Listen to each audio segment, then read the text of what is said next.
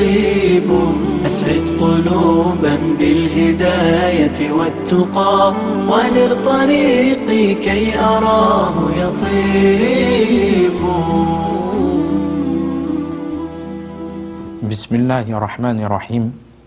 الحمد لله رب العالمين، والصلاة والسلام على أشرف الأنبياء والمرسلين نبينا محمد وعلى آله وصحبه أجمعين. Chers frères, chères sœurs, assalamu alaikum wa rahmatullahi wa barakatuh. Et bienvenue à tous et à toutes dans la continuité de nos cours sur les règles liées au jeûne du mois de Ramadan. Et nous souhaitons dans ce cours citer certaines sagesses du jeûne. Dans un premier temps, le fait de savoir que parmi les noms d'Allah subhanahu wa ta'ala, Al-Hakim, le sage par excellence. La législation d'Allah émane d'une grande sagesse, car elle vient d'Allah subhanahu wa ta'ala. Elle est applicable à tout temps et toute époque. Et Allah Azza wa Jal, il veut pour les gens la facilité et non la difficulté. Et Allah subhanahu wa ta'ala, il donne pour un minimum d'œuvres de la personne accomplie une immense récompense.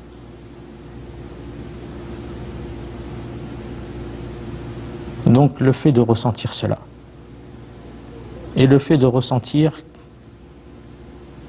que ce soit les adorations ou que ce soit qui font partie de la législation d'Allah subhanahu wa ta'ala, ou que ce soit la création, tout cela est d'une grande sagesse, a été faite avec grande sagesse. Et les gens ont été créés dans un but. Quand tu vois la parfaite création d'Allah subhanahu wa ta'ala, et que chaque chose est à sa place, et que chaque chose a une fonction, et que ton propre corps, chaque organe de ton propre corps a une fonction. La personne ne médite-t-elle pas sur sa propre création? Ta propre création, chaque chose. Allah t'a donné deux mains et non une main. Par grande sagesse d'Allah subhanahu wa ta'ala. Une bouche, une langue pour articuler, des yeux pour pouvoir voir, un nez pour pouvoir sentir, et toute autre chose. Et si la personne elle médite ne serait-ce que sur sa propre création et rien d'autre, elle voit que c'est le Créateur qui l'a créé et qui l'a façonné de la meilleure des manières. Alors qu'est-ce que ça en est si tu vois les cieux et la terre? Qui dirige cela si tu vois l'alternance entre le jour et la nuit? Et si tu vois que le soleil est à une distance appropriée, et qui retient les étoiles de pouvoir tomber, ces astres de pouvoir tomber sur terre, si ce n'est Allah Azza wa Jal? Ne vois-tu pas la multitude et la variété de fruits, légumes, viande, poisson et toute autre chose? Allah Azza wa Jal, il dit: Am khuliqu min ghayri shay, ont-ils été créés à partir de rien, à partir du néant? La personne, elle ne pourra jamais admettre que les choses qu'elle possède elle-même, elles sont venues du néant, sans qu'il y ait personne qui les fabriquait. elle ne pourra jamais admettre cela. Et Allah Azza wa Jal, il te dit, cet univers, toi, tout ce qu'il y a à l'intérieur de cet univers, a-t-il été créé à partir du néant? Am khuliqu min ghayri shay? Ont-ils été créés à partir du néant? Am humul khaliqun? Ou sont-ils eux les créateurs de leur propre personne? Am khalaqu as-samawati wal ard? Ont-ils créé les cieux et la terre? Bal la yuqinun. Mais ils n'ont pas la certitude. Oui, ils n'ont aucune certitude. Mais la certitude, la personne la verra quand lui vient la mort. Mais pour celui qui a mécru et qui ne croyait pas, aucun retour possible. Aucun retour possible. Car l'examen s'arrête à la venue de la mort. Mais tous les arguments, tout a été prouvé. Donc pourquoi pas regarder? Pourquoi pas regarder dans le message révélé au messager d'Allah sallallahu alayhi wa sallam, de regarder en recherchant la guidée, de voir les preuves, de lire le Coran ou le sens de ces versets, afin de voir est-ce que cela vient de Mohammed ou ça vient d'Allah. Bien évidemment, la personne doit voir que cela est le message d'Allah, révélé au prophète Mohammed sallallahu alayhi wa sallam pour l'univers. Et une des preuves que cette religion, c'est la religion de vérité,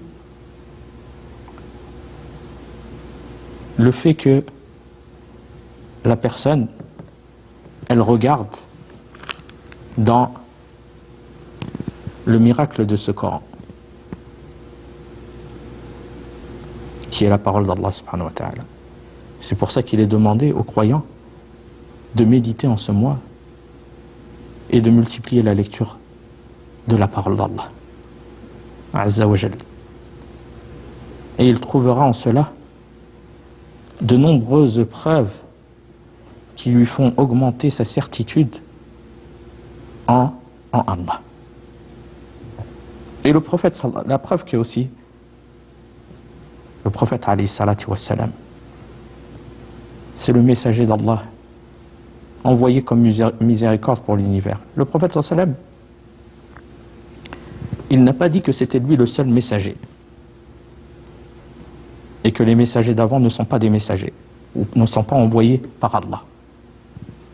Mais il nous est obligatoire de croire en l'ensemble des messagers. Et si la personne elle ne croit pas en un seul messager, elle a mécru. C'est pour ça qu'on doit croire, par exemple, en Moïse. On doit croire en Jésus. Le musulman, il se doit de croire en tous les messagers.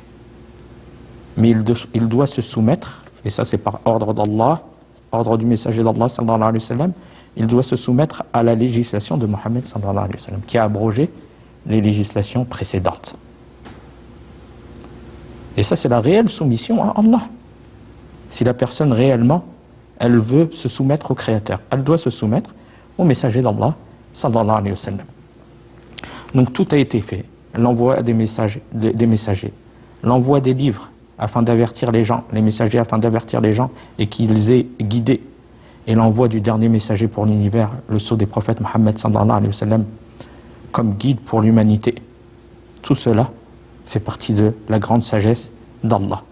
Et bien évidemment, Allah n'a pas créé ces choses dans lesquelles on vit par amusement. Tout a été fait, comme nous l'avons dit, par grande sagesse d'Allah subhanahu wa ta'ala. Allah Azza wa Jal, il dit أَفَحَسِبَتُمْ أَنَّمَا خَلَقْنَاكُمْ عَبَثًا وَأَنَّكُمْ إِلَيْنَا لَا تُرْجَعُونَ. Pensiez-vous que nous vous avions créé sans but et que vous ne seriez pas ramenés vers nous? Sans but. Cette création sans but. Eh bien, Allah est exempt du fait de créer une chose sans but. Allah, il est exempt de cela, du fait de créer cet univers et ces créatures sans but.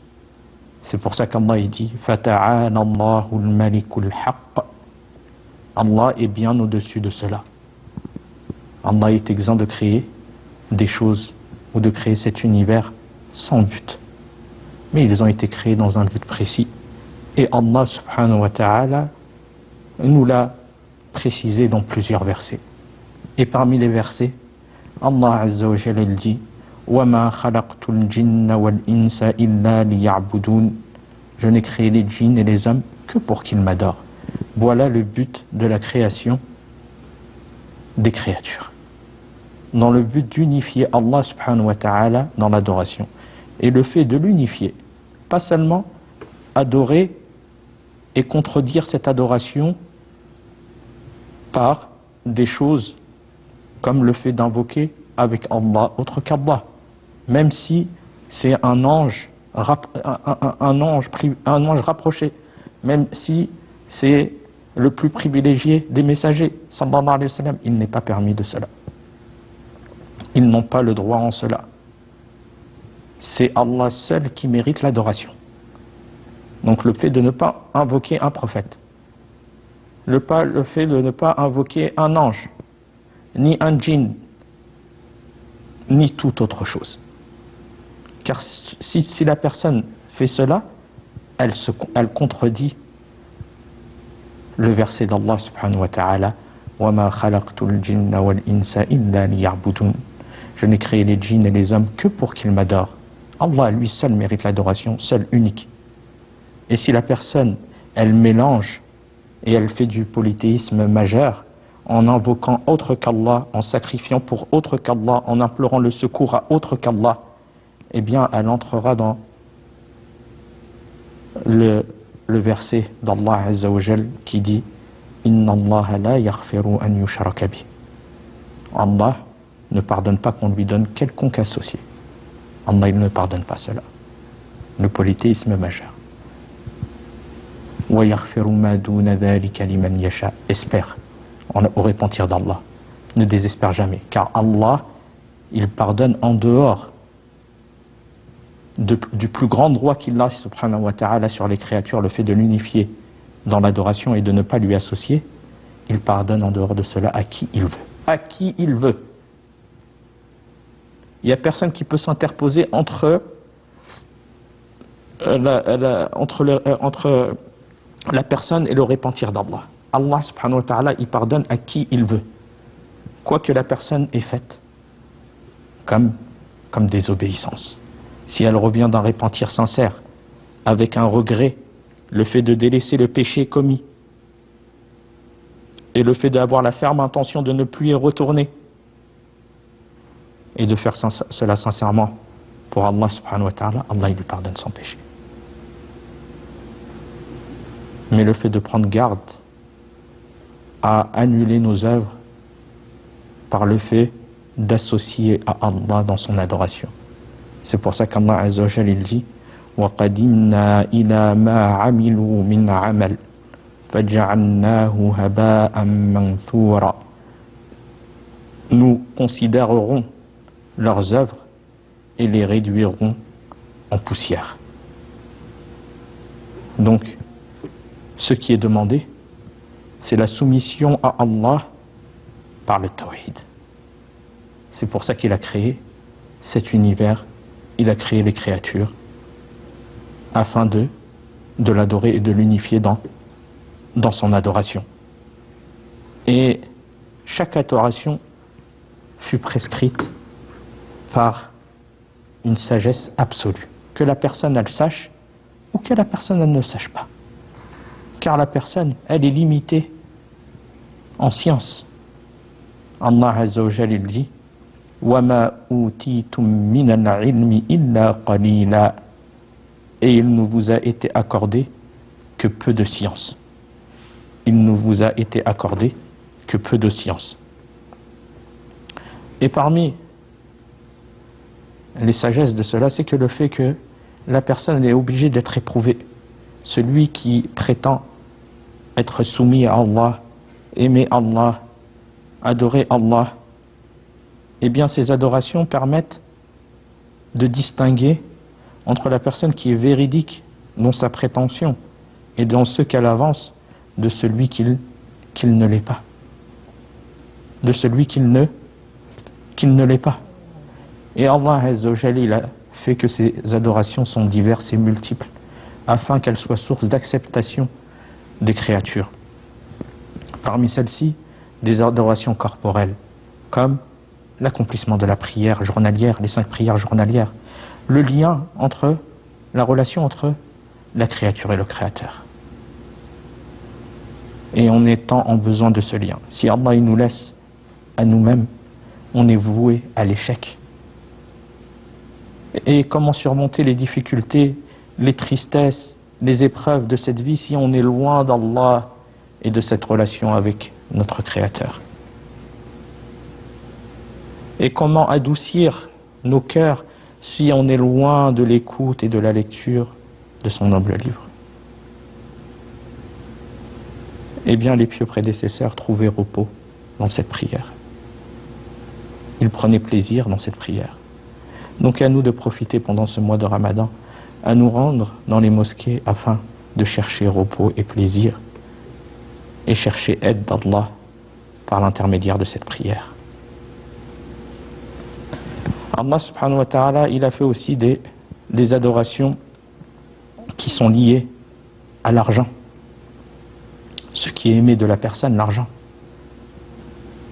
Le fait de sortir, Allah il nous a ordonné, c'est un droit des riches c'est un droit des pauvres sur l'argent des riches, le fait de sortir l'aumône obligatoire, az-zakat, si la personne a atteint le seuil. Et ça pousse la personne, par ordre d'Allah, à penser à autrui, à penser à ses frères en islam qui sont dans le besoin et à leur apporter soutien. Et ça montre la reconnaissance d'Allah, la reconnaissance envers Allah des biens qui lui ont été octroyés, car c'est Allah qui lui a donné. Et il y a d'autres adorations qui réunissent le corporel et le monétaire, comme le pèlerinage, pour celui qui en a la capacité physique et financière. Donc tu réunis ces deux choses. Donc la personne qui accomplit et qui se soumet à Allah par cela montre la réelle et la véracité de sa soumission à Allah Azza wa Jal. Et aussi, parmi ces adorations, celle qui consiste à restreindre l'âme face au plaisir ou au désir, comme la boisson, la nourriture et autres qui sont contenus dans le jeûne du mois de Ramadan. La personne elle délaisse tout cela, et ça c'est une preuve de sincérité, malgré qu'il n'y a personne qui la voit, si ce n'est Allah. Elle délaisse tous ses plaisirs et ses désirs qui sont de nature humaine pour se soumettre au Seigneur de l'univers. C'est pour ça que Allah subhanahu wa ta'ala, il s'est chargé de la rétribution du jeûneur, d'une rétribution particulière. Particulière. C'est pas comme les autres adorations, du fait qu'elle réunit d'énormes mérites et qui prouve aussi la sincérité du serviteur, car il n'y a personne qui peut savoir s'il a mangé ou il a bu en cachette, mais il se prive réellement pour Allah Azza wa Jal. Donc le jeûne, c'est un moyen de se rapprocher par Allah en délaissant nos désirs, nos plaisirs à un moment de la journée. Et tout cela montre l'amour du créateur, de la créature envers son créateur, car elle délaisse ce qu'elle aime pour son Seigneur. Ce à quoi elle prend plaisir journalièrement pour son Seigneur. Donc ça prouve, ce sont des signes de la véracité de la personne, de la véracité de la personne. Parmi les sagesses aussi du jeûne, c'est que ce jeûne a été prescrit et qu'il est un moyen d'atteindre la piété. La piété, at-taqwa, c'est le fait de mettre un rempart, comme les savants l'ont défini, entre la personne et le châtiment d'Allah, en accomplissant des bonnes actions et en délaissant les désobéissances. Eh bien cela se concrétise par le biais et l'intermédiaire du jeûne. Allah Azza wa Jalla, il dit: Ya ayyuhalladhina amanu kutiba alaykumus siyam kama kutiba ala alladhina min qablikum la'allakum tattaqun. Ô les croyants, ô vous qui avez cru, nous vous avons prescrit le jeûne comme nous l'avons prescrit à ceux d'avant vous, ainsi atteindriez-vous la piété. Donc c'est un des plus grands moyens, un des plus grands objectifs, c'est que le jeûne amène la personne, est un moyen qui l'amène à la piété. C'est pour ça qu'il délaisse les désobéissances, il délaisse les mauvaises paroles, il délaisse les provocations, il délaisse le fait de répondre aux provocations, et il délaisse de nombreuses choses lors de ce jeûne. Car le jeûne, ce n'est pas simplement le fait de se priver de boire et de manger, et de commettre toute autre désobéissance avec les membres. C'est pour ça que le prophète sallallahu alayhi wa sallam a dit: celui qui ne délaisse pas les mauvaises paroles, les actes interdits et les mauvais comportements, Allah n'a nul besoin qu'il abandonne sa nourriture et sa boisson.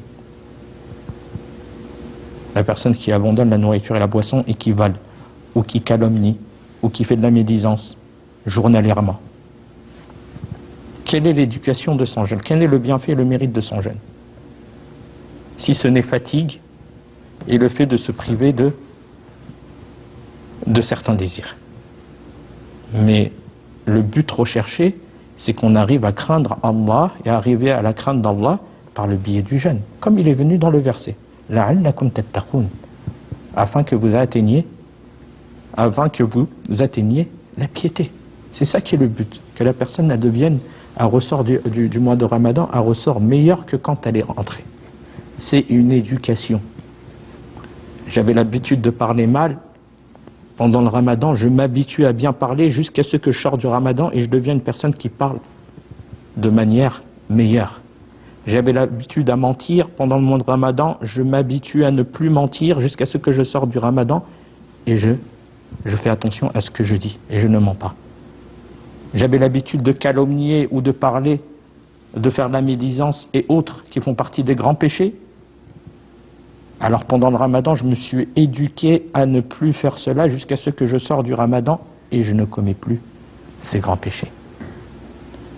Donc c'est cela qui est demandé. Et non pas seulement se priver de boire et de manger. Comme le hadith, il est venu. Le prophète sallallahu alayhi wa sallam a dit: celui qui ne délaisse pas les mauvaises paroles, les actes interdits et les mauvais comportements, Allah n'a nul besoin qu'il abandonne sa nourriture et sa boisson.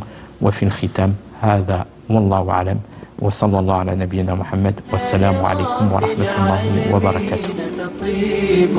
أسعد قلوبا بالهداية والتقى ونر طريقي كي أرى